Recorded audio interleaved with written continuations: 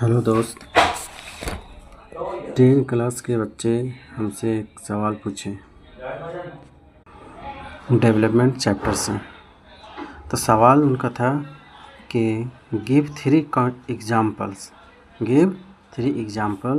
Where an average is used for comparing situations. सवाल को मैं फिर से पढ़ता हूँ। Give 3 examples where an average is used for comparing situations. यहाँ एवरेज करने का मतलब है कि एवरेज इनकम से लिया गया है, एवरेज इनकम की बात हो रही है इसमें।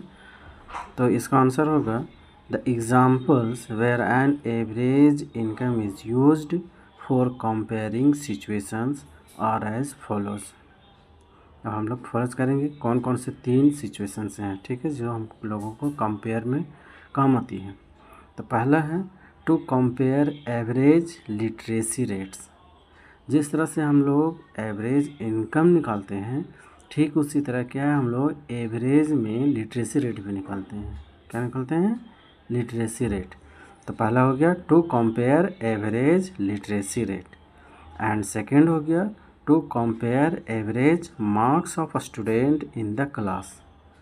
क्या करते हैं, हम लोग को क्लास के बच्चों को, स्टूडेंट के मार्क्स को हम लोग एवरेज निकालते हैं ना, एवरेज मार्क्स निकालते हैं, तो वहाँ पे यूज हो गया।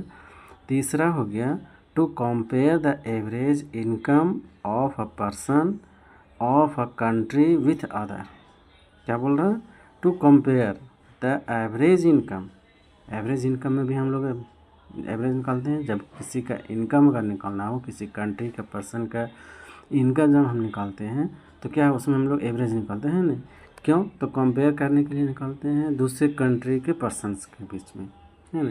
एक कंट्री के पर्सन के एवरेज इनकम और दूसरी कंट्री के पर्सन का एवरेज इनकम, ये दोनों क्या करते हैं, कंपेयर करते हैं, है ना। कंपेयर करते हैं कि किसका एवरेज इनकम ज़्यादा है ना। तो इसके लिए क्या हम समझ में आ गया कि 3 एग्जांपल कौन कौन से थे।